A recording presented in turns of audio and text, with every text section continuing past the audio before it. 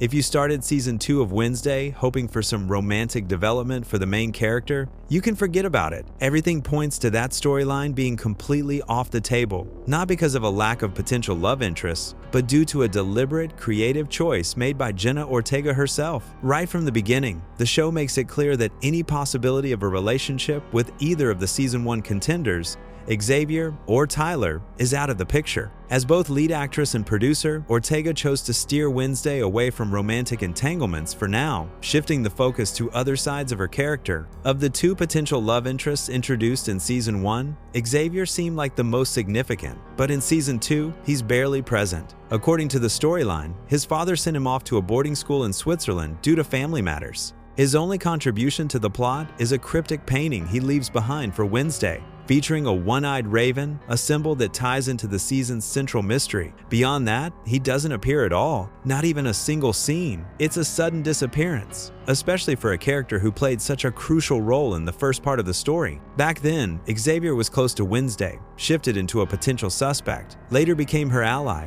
and even left behind a gift many interpreted as a gesture of affection. So why was he completely removed from the new season? The reason lies off-screen. In 2023, actor Percy Hines-White was accused of sexual misconduct by several women. He denied the allegations and claimed it was part of a defamation campaign. Still, the backlash was strong enough that the show's production chose to remove him entirely, though, without erasing his character from the narrative. Instead, they sidelined him, keeping the door open for a possible return in the future, with or without the same actor. In an interview with Vanity Fair, Jenna Ortega addressed the situation, calling it a weird redirection, but noted that with so many new characters joining the story, Xavier's absence would naturally fade into the background. She also pointed out that Wednesday takes place in a world so strange and unpredictable that these kinds of drastic cast changes are almost part of its identity. The absence of romance in Wednesday isn't just due to Xavier's departure or the controversy surrounding the actor who played him. In reality, the decision to remove the romantic subplot was a direct request from Jenna Ortega herself. Now serving not only as the lead actress, but also as a producer, she played a key role in shaping the creative direction of the new season. Even during the first season, Jenna expressed discomfort with how the character was being written. In multiple interviews, she revealed that she had to change lines in the script because she felt Wednesday's actions didn't align with her personality. She opposed the love triangle, disagreed with the idea of giving Wednesday romantic interests, and even criticized the inclusion of the kiss scene with Tyler. According to Jenna, Wednesday isn't a typical teenager. She doesn't fall in love, she doesn't flirt, and she doesn't waste time on emotional entanglements. In her view, those elements compromised the authenticity of the character and disrupted the consistency of her arc. Jenna was clear. Season 2 would shift focus entirely to horror. She stated the show needed to be darker, more intense, and that's precisely the direction the writers followed. What does that mean in practice? No relationship, no romantic triangle, no emotional subplot. Tyler does return in season 2, but it's immediately clear that there's no chance of anything romantic developing between him and Wednesday. She makes it explicit that she never felt anything real for him. No affection, no deep connection, not even genuine attraction.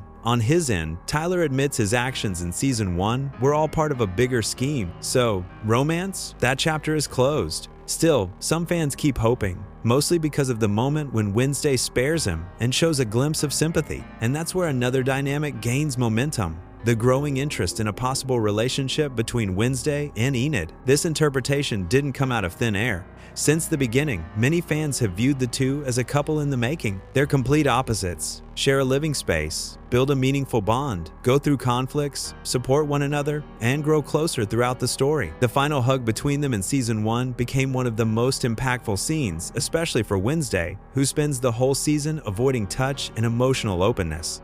The cast also contributed to this growing narrative. Jenna Ortega said, "In an ideal world, Wednesday and Enid would have had something." Emma Myers, who plays Enid, shared that she sees potential in the pairing, believes their contrast works, and that the future depends on the writer's choices. Netflix even leaned into the buzz, playfully calling the show Wednesday on social media. The internet ran with it. Fan theories, edits, artwork, stories, it became a full-blown online phenomenon. But here's the essential question: is this romance actually present in the storyline? The answer is no. So far, Wednesday has never portrayed the relationship between Enid and Wednesday as anything beyond friendship.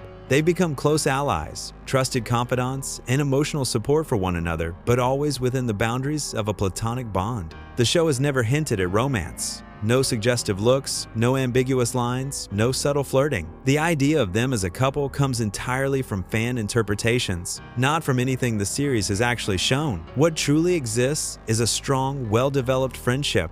Shifting that connection into a romantic direction at this point would be a risky move. What makes their dynamic work so well is the emotional balance, the mutual trust, and the space they allow each other to be themselves. Forcing a love story into this equation could disrupt the very foundation that makes their relationship compelling. On top of that, Enid is already being nudged toward other romantic options. Ajax is still in the picture, and now Bruno has been introduced as another potential love interest. It's clear the show is exploring different romantic paths for her. Wednesday, meanwhile, remains alone, a deliberate choice tied to her character, the story structure, and the simple fact that no one introduced so far has truly matched her. There is one character who would truly make sense alongside Wednesday. His name is Joel Glicker. If you've seen the Addams Family movies from the 90 seconds, you might remember him. Joel appears in Addams Family Values, the second film. He's a 4-year-old boy, quiet, allergic to nearly everything, wears oversized glasses, and doesn't fit in anywhere. He meets Wednesday at Camp Chippewa, and right from the start, their connection is unique. Joel is reserved, sarcastic, and observant. He doesn't try to hide how weird he is, he embraces it. Most importantly, he gets Wednesday. At one point, she asks if he believes evil exists. His answer, "Have you met my mother?" That line says it all. Their bond isn't about teenage romance. There's no jealousy, no flirting, no drama.